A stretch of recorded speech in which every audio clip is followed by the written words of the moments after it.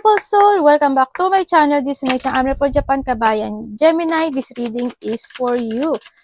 March 16 to 22. Maraming salamat po na sa mga subscriber, new subscriber, cross-watcher, at sa mga bagong pasok dyan. Welcome na welcome kayo sa bahay ni Ate Ai May. Naku, lumabas na siya. Maraming salamat din sa nakataba ng puso niyo mga comments. At sa mga not pa personal reading, maraming pong salamat. Kung gusto niyo, ilan na to? Na energy nyo lang, ang gusto nyo makuha natin, all the details para sa personal reading ay nasa baba ng video na ito. This is a general reading na magkaiba ang general sa personal reading. Kunin mo lang sa'yo at itapon ang hindi sa'yo. Maaring ito isa vice versa. There's an energy level, mukhang magkakaroon ka ng level up sa iyong energy or babalik ang iyong lakas o sigla. No? Pag hindi naman nag-resonate sa'yo, huwag mong kuhanin ha, at hindi nangyari, ibig sabihin hindi mo energy to. Para nakakita ka ng may mga change and there's a good luck happen. Congrats, no? Yan, 1, 2, 3, 4, 5, 5, 5. Unahin natin si change. Yan, encouragement. Takas ng loob nga. Support, obstacle. May mga obstacle na pinagdadaanan. Battle, calling, restructuring, creative work. May mga gagawin na kayo. O may mga gaganap o mangyayari into your life. You are going to level up. Ano ba ito? May balahibo pa yung kuko ko. It might be not feel good initially, but it will prepare you to handle the greater things in life for you, highest good. Oo nga, tama. That is the why you've been looking for. Push through it, there's a reward waiting at the finish line. Ibig sabihin, magkakaroon na ng mga pagbabago sa buhay mo kasi meron kang dapat na structure or restructuring. No, anything, sarili mo, work mo, creative work, ganyan. O kaya may mga sitwasyon na mag-change na kasi maaari may mga obstacle o battle ka na sinusuong this time, ganyan. Magiging maganda daw siya, oh. Kasi nasa sa'yo din si good luck. 1, 2, 3, 4, maaari related sa'yo yan, o nakakita ka ng mga number na. Spirit guide, tandaan mo, you are guided, progress, justice. May mga justice, ha, structures. Ito na sa structures. System, processes, conditioning, and rules. Okay, magkakaroon ng mga, basta yan na yun, kuhanin mo lang. You're on the right track. Someone from the other side has your back and encourage you to try your best. Oy, guided ka, Gemini. Promise, you will succeed. Congratulations. Observe your surrounding. Tingnan mo yung paligid mo ha. Huwag agad-agad magtitiwala and communicate clearly. Be sure that everything will fall to pieces. Hindi mga magaganap sa'yo. Baka nakita ka ng number. Baka related sa'yo yung number na yan. 12, 17, 18, 31. Uy, nasa sa'yo si Kiyo. Ay, lumabas talaga siya, oh. Pinasok ko na yan kanina, pero lumabas pa rin. Nakita niyo naman, di ba? Nakita niyo ba? O hindi. Kasi lumabas ito kanina, pero parang bumukos siya, tapos ipinasok uli siya. Okay. Nandito yung sitwasyon na may mga mag-a-unlock sa'yo. Siguro, it's more on enlightenment. Ako nakikita. Ibig sabihin din, may mga problema na maaari magkaroon na ng solutions, ganyan. May mga luck, growth, achievement, and may mga sitwasyon na may mga parating na abundance, kung ano man yan. There's a changes nga sabi dito, di ba? May mga positivity happen into your life. Maaari pag ano ka na ng thinking of an idea to success, yung isa, o to fulfill yung isang bagay sa buhay mo. Sa nakita ko dito. May mga fulfillment. May mga sitwasyon na higit pa sa hiling mo darating. May mga unexpected, ganyan, na hindi mo inasahan. Ganun. And then also, may mga tao na very loyal sa'yo at nagmamahal sa'yo. Yung natatandaan mo palagi. Mga tao na pwedeng pagkatiwalaan. May mga bagong tao na muling magtitiwala o magtitiwala sa'yo o may makikilala ka na bagong tao.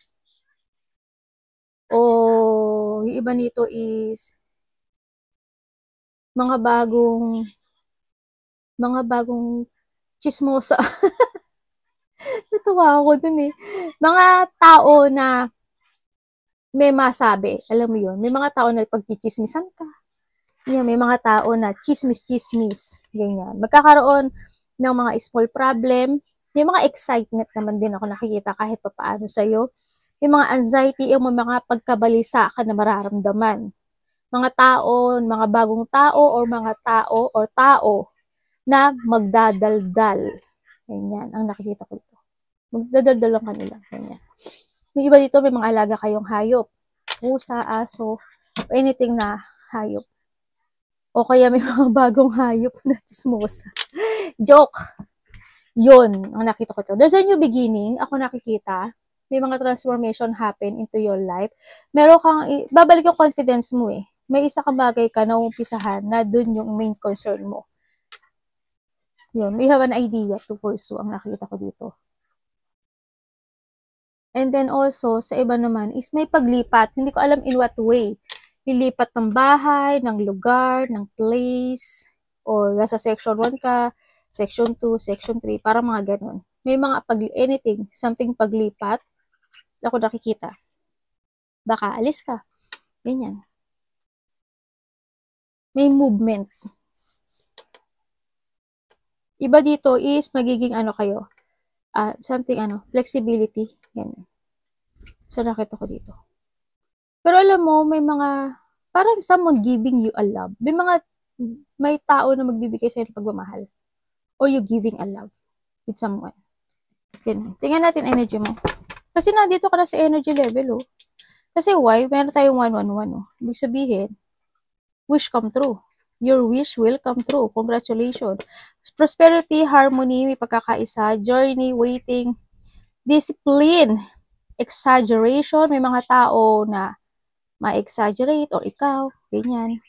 So, nakita ko dito, magkakaroon ka ng self-realization. So, nakita ko ito, moderation, patience, at may uupisahan ka na talaga dito. Anak, muntik pa yung mukha ni mami, baluga ka. Tingnan natin energy ni Gemini.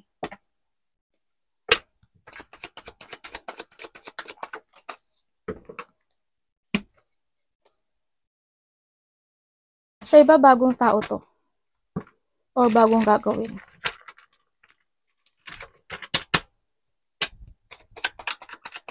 Ang energy niya, Charlie.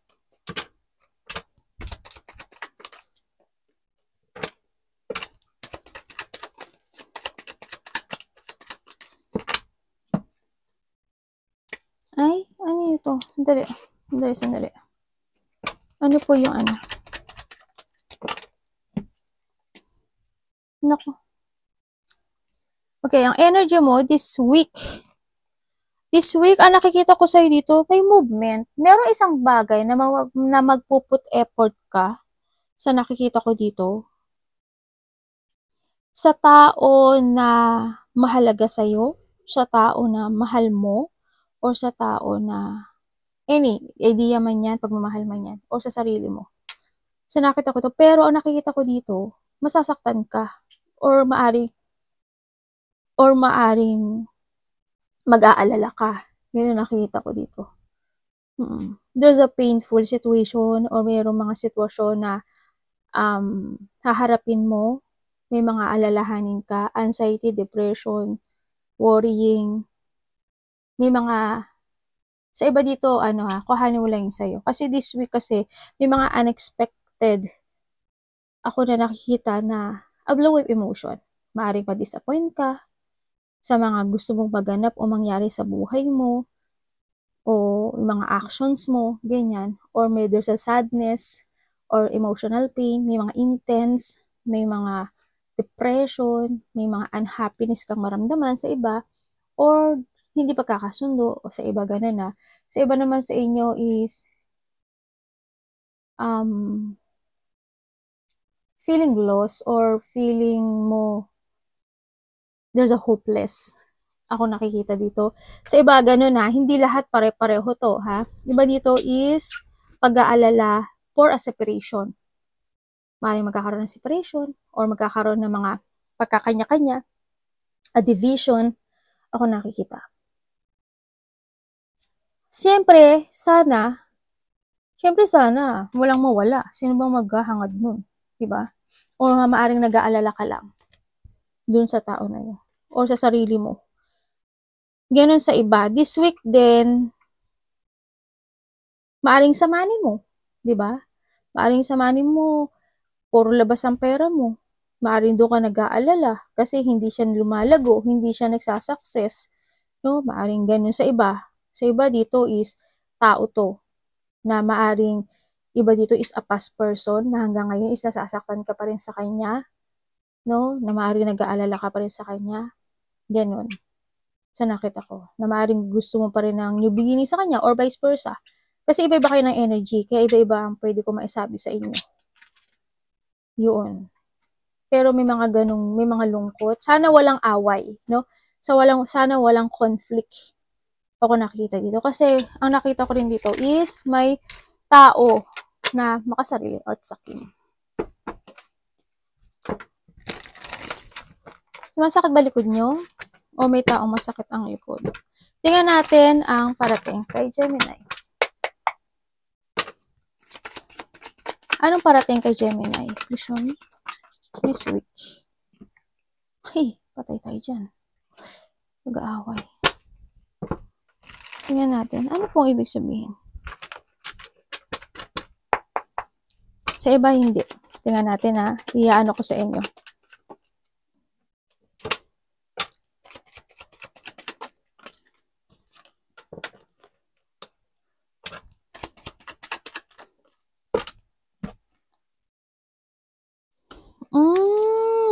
Okay. Ang parating sa'yo, may isang situation ka nahihintayin. Bibigyan mo siya ng effort and hard work, yung bagay na yon sa nakikita ko dito. Pero, ang nakikita ko dito, either mahang ka, or maghihintay ka, or magkakaroon dito ng isang situation na mangyaring pabago-bago. Ganun. Ano bang example ko dito? Halimbawa,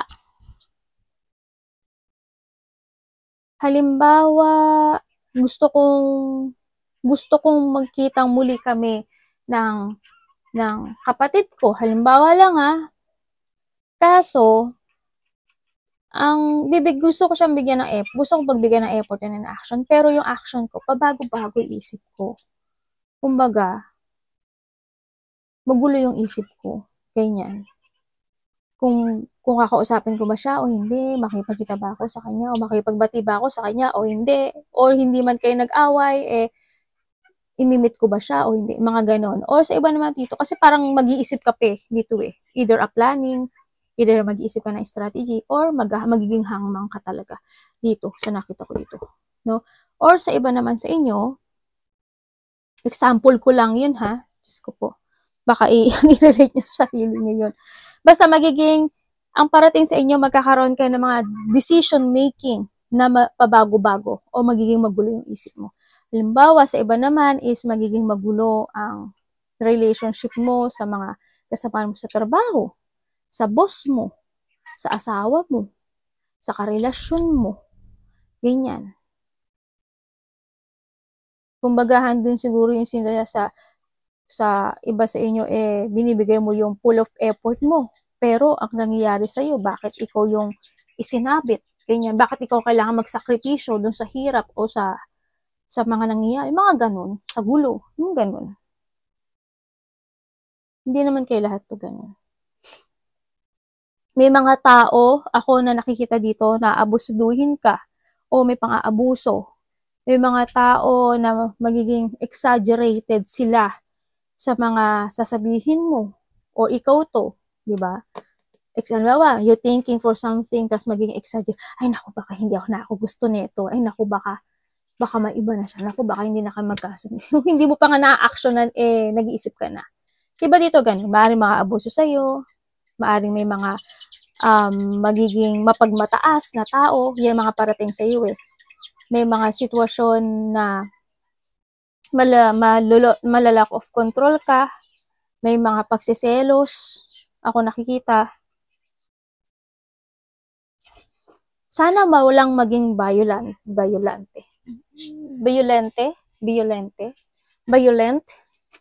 Tagalog, yung ganun. Sana wala rin mag-away. Siyempre, wala.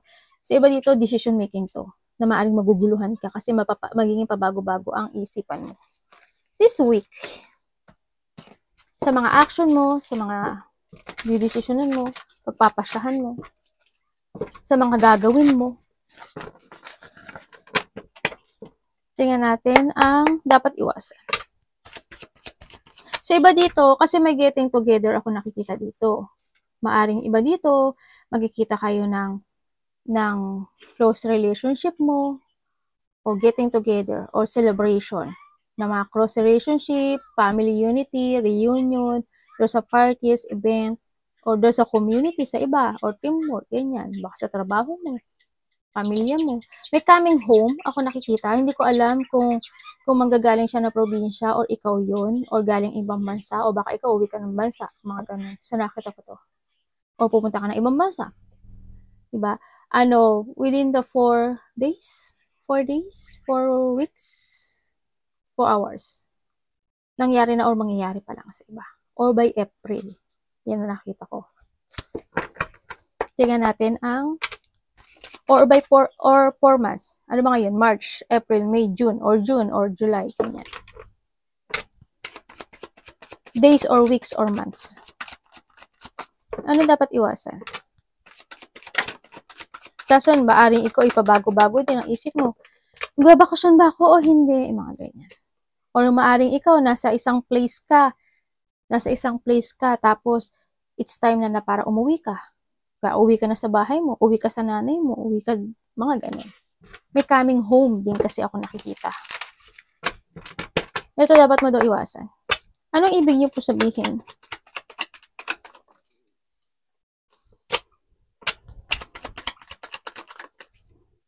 Okay. Thank you.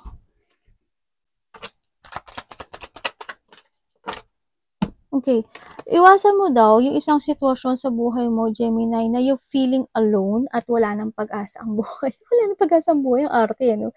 Or wala nang magaganap na mangyayaring victory and success into your life, no? Iwasan mo din na maging emotional or maging yung hindi mapagkatulog, no? O may mga isipin sa gabi-gabi. Iwasan mo na mag-stop ka to fight sa mga gusto mong mangyari into your life. Kahit mahirap, kailangan mong i-structure or i-rebuild yung sarili mo. No, huwag kang magpag-stagnant. Kumbaga, kung ano yung mga manifestation mo, gawin mo, sundin mo yung nararamdaman mo. Tsaka iwasan mo din yung parang yung nagmumukmok, ganyan. Iwasan mo yung, kumbaga magsaya ka rin, lumabas ka din, ganyan, mag-enjoy ka din. Hindi naman niya sinasabi na magwalwal ka. Hindi. Kumbaga, instead of being alone or thinking of a sadness or emotions, may mga trusted person naman na malapit sa'yo na i-share mo yung yung problema mo if you want. O kaya, hindi ka magsalita sa kanila, yung lumabas ka, ganyan. O kaya, if you want to be alone, punta ka lang sa park, ganyan, muni-muni ka dun. Iwasan mo yung feeling rejected, feeling alone, feeling abandoned, tapos iwasan mo yung hopelessness, yung hindi mo, yung not accepting a situation na nangyari na. Ganon, ang nakita ko dito. Iwasan mo yun. Ayun. Tingnan natin when it comes to a love. Kamusta ang love this week? Ni Gemini. Siguro also this week, hindi ko alam kung nangyari na or mangyayari pa lang. By 3 weeks, 3 days, 3 months, nangyari na or mangyayari pa lang. Maaring magkakaroon maaring 3 kayo, 4 kayo, ng pagkikita ng mga magkakaibigan. Baka may lalakarin kayo, may gagawin kayong creativity, may collaboration, may cooperation, there's a celebration sa iba. May mga pupuntahan kayo. Ganyan. Or may mga tao na susuporta sa'yo. 3 man sila, 4 man sila, o pang-4 ka, pangatlo ka, ganyan. Tingnan natin. When it comes sa love, magulang, kapatid, anak, karelasyon, bakit 2 lumabas sa'yo? Pinahirapan mo pa ako. Okay. May kakaroon na pagbabago sa'yo.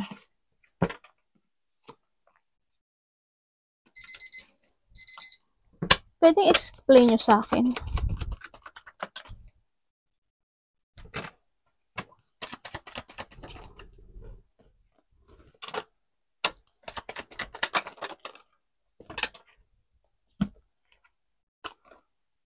Okay, when it comes to a love,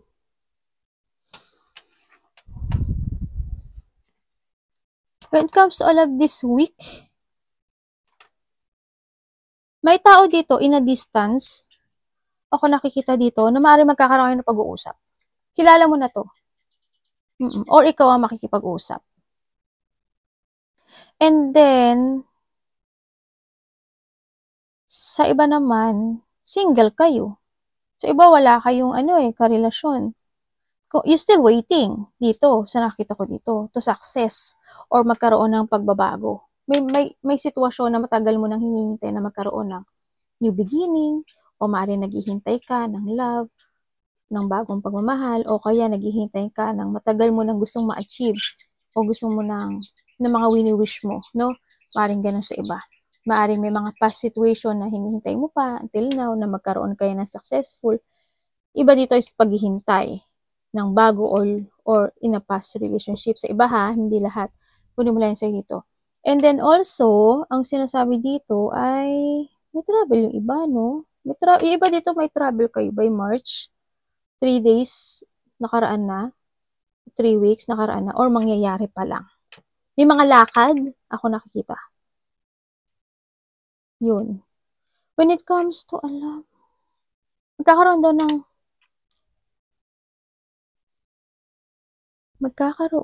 ng isang pagbabago o development sa isang tao na nasa malayo. Halimbawa, ikaw, nasa malayong lugar ka. Ibig sabihin, kasi magkakaroon ka ng healing Magkakaroon ng healing, either ikaw or someone into your life. Halimbawa, ikaw, hindi maganda yung pakiramdam mo, magkakaroon ka na ng healing. Kumbaga, magkakaroon ng successful into your life. Siyempre, mahal mo rin naman yung sarili mo. Diba? Kaya ito, pagmamahal is into your own, sarili mo, mahal mo, pamilya mo, kapatid mo, ganun ang pagmamahal. Kasi, tutusin, when it comes to love, single nga iba dito Kasi, maari yung iba dito, because of the single, may umalis na talaga. Either ikaw yung umalis or siya yung umalis sa'yo. Kasi nagkaroon ng movement. Kasi why? Yung isa sa inyo nagkaroon ng starting sa buhay niya. At naiwan ka. Ganyan. Yun na nakikita ko. There's a healing situation. Or may tao dito na gusto niya ng new beginning. Or ikaw yun na sa'yo. Yung iba sa inyo ganyan. May pinag-uusapan when it comes to travel or pag-alis or sasakyan or development. Yun ang nakita ko. Or may pag-uusapan din kayo about money. Anak, baba, dyan. Tingnan natin ang kaperahan ni Gemini this week.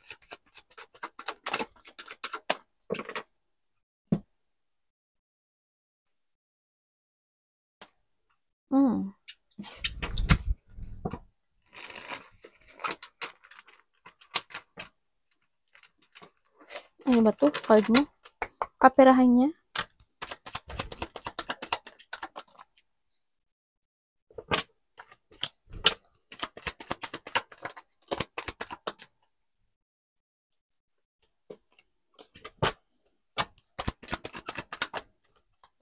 Hoy. Okay, when it comes to a money. Tingnan ko nga.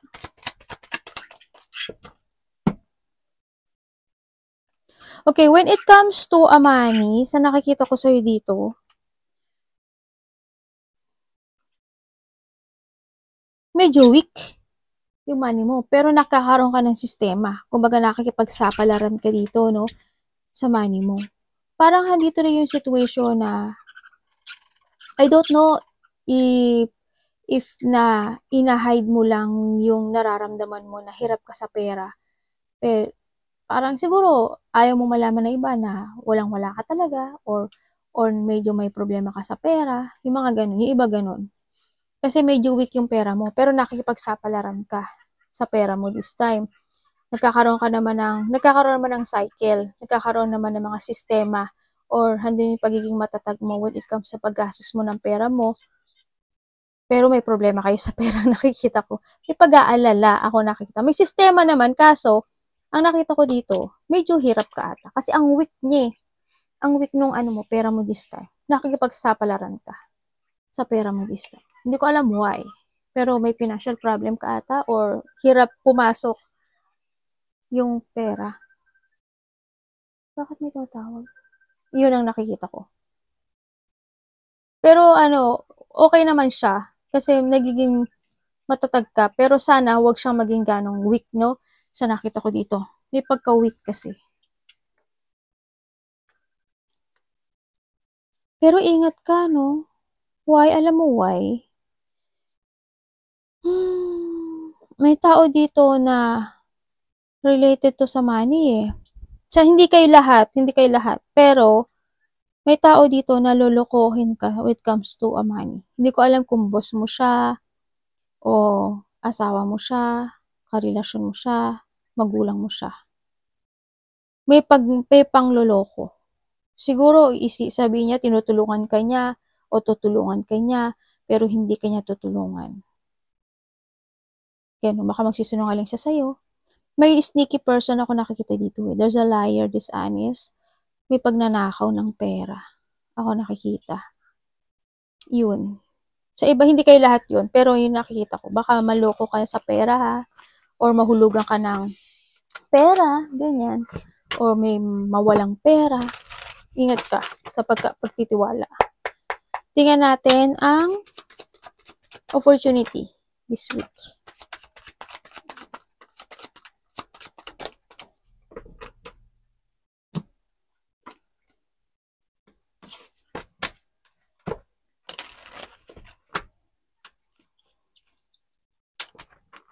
Opportunity.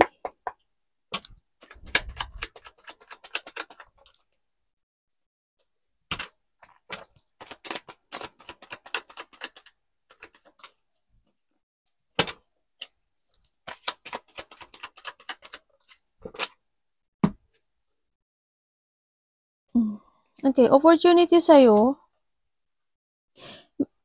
May makikipag-usap sa'yo, bagong tao. Pero you need to be aware. Sa nakita ko dito.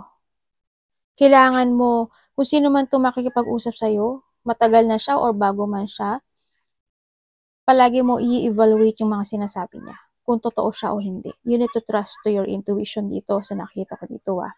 Iba dito kakilala niyo na to. Yun. You need to be aware. I-evaluate mo talaga ha. Tandaan mo, you need to learn from the past. Kailangan sa'yo ngayon is a transformation. Opportunity sa'yo yun. May mga bagong communication, bagong makakasalumuha, may mga iba sa inyo, opportunity mo rin is, kuhanin mo lang sa'yo na, opportunity nyo rin sa, ang iba sa inyo is may mga gagawin daw kayo na mga priorities this time, may mga gagawin kayo mga task this time, mga bago yung gagawin mo. Magkakaroon ka ng resetting to yourself this week, or task or priority, mga bagong gagawin. May mga sitwasyon na i-evaluate ka, may mga communication, may mga ipupursu ka na mga project, idea, ganun. Nakita ko, may mga decision making, may mga bagong decision, para magkakaroon sa'yo din also ng transformation this week, no? Siguro transformation when it comes to a decision. Transformation when it comes sa mga actions, to communicate, mga ganyan. Mga gagawin mo ngayong priorities, task. Yan. Ang gagawin ko. Ang gagawin mo. Bakit ko? Sa'yo pala. Tingnan natin ang advice. Advice kay Gemini this week.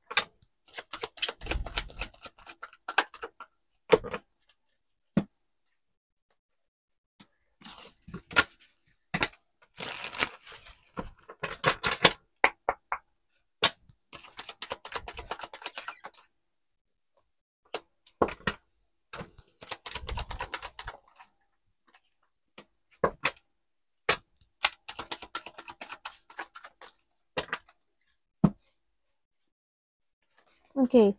Ang advice sa'yo, sa nakita ko dito, is you need to be stable, no? Sa mga pangarap mo sa buhay mo. Pahalagahan mo yung mga tao na nagbibigay sa'yo ng pagpapahalaga. Pahalagahan mo rin yung sarili mo. Alagaan mo rin yung sarili mo. Mag-put some effort ka sa mga bagay o sitwasyon na gusto mong maging okay o gusto mong maging stable o gusto mong maging success.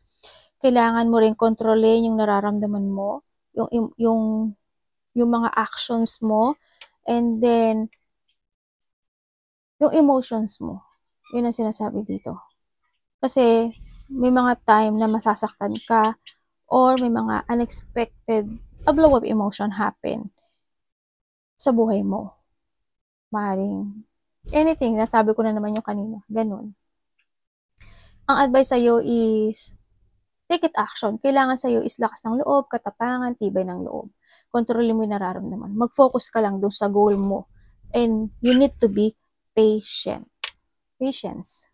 Yun ang sinasabi. Tandaan mo, ikaw ang magdadrive ng buhay mo. Ikaw ang magdadrive ng gagawin mo this time. Kailangan bigyan mo at lagyan mo ng, matapang ka naman talaga. No? Bigyan mo pa ng more of effort. Sa nakita ko, may mga pagpapasyahan ka rin daw eh. Sa nakita ko dito. And also movement. Kumbaga, huwag kang mag-stop. Kumbaga, ikaw nga sa driver eh, di ba? May pumara sa'yo. Hindi mo alam yung pumara na yun masamang tao. Diba? Ingat pa rin para mag-trust ka pa rin sa intuition mo. Yan ang nakita ko. Tandaan mo, you are the driver of your life. Yun ang advice sa'yo. And happy. Emotion, happy, harmony, joy, and gratitude. Yan. Pagpapasalamat sa mga blessing na natatanggap mo, malaki man o maliit yan. Ganun ang nakita ko dito. Arigato namaste, God bless.